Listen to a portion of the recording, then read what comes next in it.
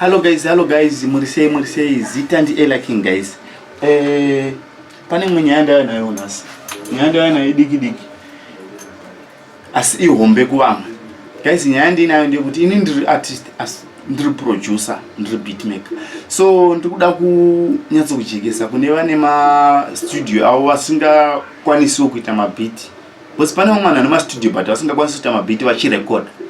So kune vanhu vakadaro ndinokwanisa kuvatengesera mabhiti ende ndichivatengesera mabhiti handivatengesera mabhiti ndichisa tag yangu yekuti Ella King production munyatso kundinzwisisa ndinokana tawirana ndinokuitira bhiti kana uchida kuti riri rhythm rekuti ripindwe nevanhu ndokuitira wondipa tag yako ndiyo yandinoisa ipapo because izvi andikutaura zvishamisi nekuti pane mamwe mabig studio izvozvo hatimataura zvedu nemazita vanototenga mabhiti because havagoni kuita mabhiti havagoni kuita marhythm vanototenga marhythm kumamai ma beatmakers vatenga ma rhythm votoriprinza vanhu rotovapa mari yakawanda zvoti mari yavanenge vatenga nayo inenge iri change because mari yavatenga nayo inogona kungodzoswa nevanhu 2 kana 3 vanenge vakuzorekoda apa beat ropinda vanhu kana kuti 20 kana kuti 40 kana kuti 50 so madhiri ebasa andiri kutaura because pane mamwe mabig studio anototenga mabhiti zvandokukudza muteereri munyatsi kuteeresesa asi kuti hatauri nemazita because ibasa ravo.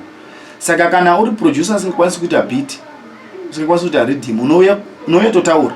Kana kuitirwa beat ndokuitira. Asi kana uida kudzidziswa kuitwa ma beats ma rhythm, unouya ndokudzidzisa. Asi nya according nemataura tinenge taita ndokudzidzisa ndiri free.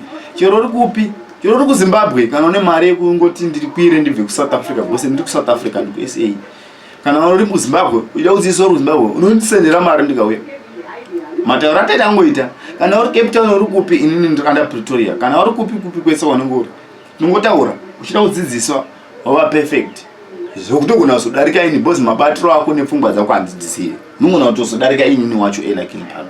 Saka inyaya yebasa guys. Nema artist mamwewo anenge achida mabeats munouya kuinbox totaura. Ndokuitira beat rako but andiitire beat munhu mahala guys. Nekuti ibasa rangu guys. Kana wado achida kuitirwa beat nozoti tikutaura madhiri emari nemundinzwa madzangu kana uchida mabeat free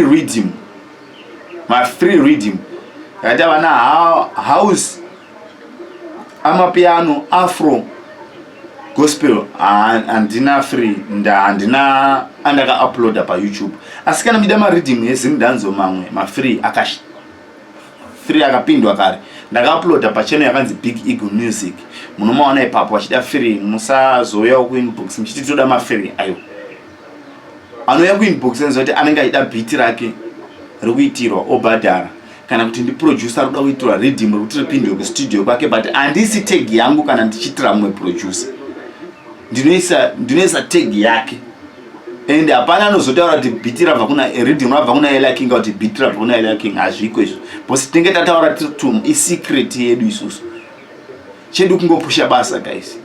I think mandinzwisisa ipapo nenge mandinzwisisa and then mabeat andataura nezvawo danzo gospel amapiano house afropop ndiwo mabeat andinoita chete mamwe ana R&B hip hop ekoko andiko handidi kuudzai nema guys. I think manyatso kunzwisisa zvandataura guys. Thank you guys for watching this video.